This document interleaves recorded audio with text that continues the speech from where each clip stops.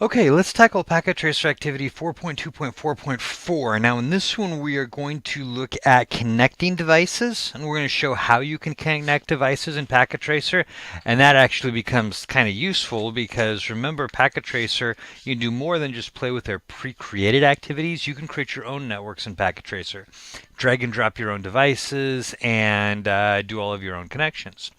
So we're going to walk through how we can do some of those connections. We're just going to follow along with us right here. So we're going to start by step 1, connect the cloud to router 0. So our connections is this little lightning bolt here right here.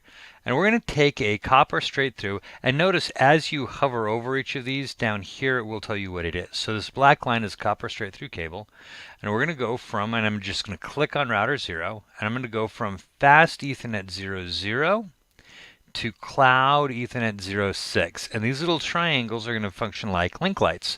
And so both of them come green, and that means we have connectivity. We're going to do the same thing here in step 2. We're going to connect the cloud to the cable modem, and for this we're going to use a coax cable, and that's going to be this little blue one right here. So we're going to go through cloud coaxial 7 to cable modem port 0, and we have connectivity. We have green lights.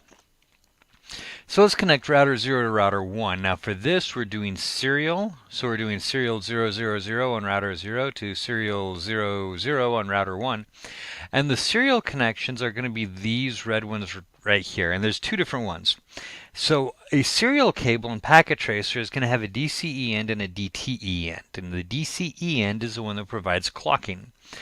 And so with this cable, you've got serial DCE, you've got serial DTE. What happens is whichever one if you choose serial DCE, whichever one you click on first becomes the DCE end. So we're going to select serial 00, and this is going to go to serial 00. Now because I chose DCE and I clicked on this one first, then this became the DCE end. Had I chosen DTE, then the first one you click on becomes a DTE end and the second one becomes the DCE end. It's not a huge issue right now. It will become more of an issue in some of our later courses. So we're going to come back to that. Let's connect router 0 to netacad.pka, which is this server right here. Yeah, go away. So there is a catch here, and that's this line right here. Although many NICs can now auto-sense which pair is used to transmit data, it's talking about MDIX. And the ability to auto-sense and flip back and forth between which pairs are transmitting data is auto-MDIX.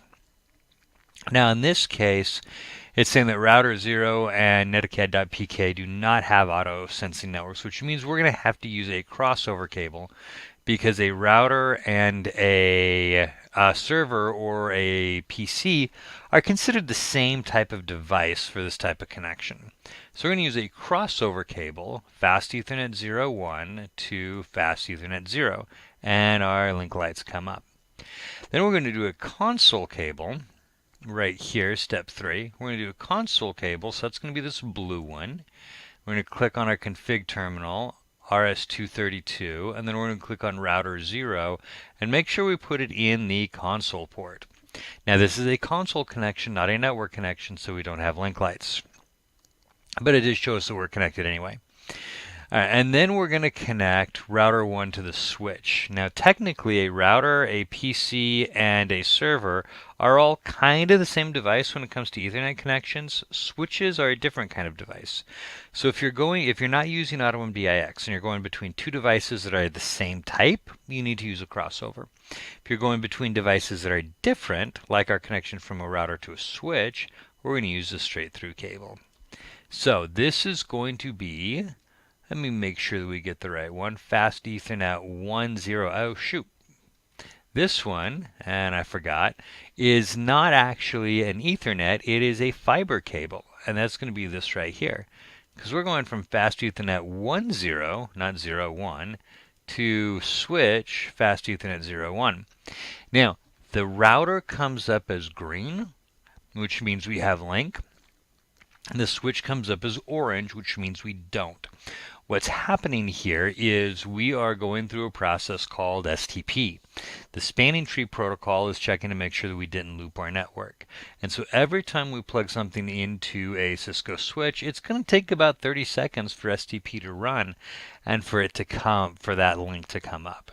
So while that's thinking about it, what do you know, there it went. Our 30 seconds have expired. So let's move along and connect our modem to our wireless router. So for that, we're going to use a straight through cable, and we're going to go from port 1 on the cable modem to internet on the wireless router. Then we're also going to connect the wireless router to the family PC. For that one, we're going to use another straight through cable. We're going to go from Internet or Ethernet 1 to Fast Ethernet 0. And again, we're going to have to run our STP process. That's going to take about 30 seconds for it to run.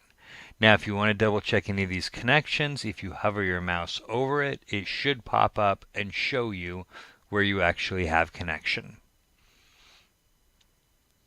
And that should work for most of our network connections. All right, we're almost done. This should finish off in just a minute. If you get impatient, you can actually accelerate this process by flipping back and forth between simulation and real-time mode. But there it went. So now let's test and make sure this is going to work. So I'm going to click on my family PC, and I'm going to go to my desktop and command prompt, and I am going to ping netacad.pka. And what should happen is it should look for the DNS entry, and it should resolve the IP address, and then it should use ARP. Now with this activity, I've had it actually hang up on me a couple of times. So let's stop it, see if we can do it again. All right, so let's do this. It's not working the way it's supposed to, so we're going to jumpstart this thing in Packet Tracer. And we're going to go to the web browser. And from the web browser, we're going to browse to netacad.pka. And that's going to DNS, resolve it, find it, and it'll display our web page that is currently stored. Remember, we're here. It's displaying our web page that's currently stored over here. Now if we go back to our desktop, close that, go to command prompt. Hey, guess what? I finally got around to resolving it, and we have successfully pinged. Okay, so our network is working correctly. And in fact, down here you can see we're 80 of 80. So we have verified connections. We can open up router 0 from our configuration terminal, go to our desktop, and remember for this we use terminal. And our settings should be fine. And now we can get in and we can configure things in our terminal. And in fact, it's asking us to enter a specific command, show IP interface brief.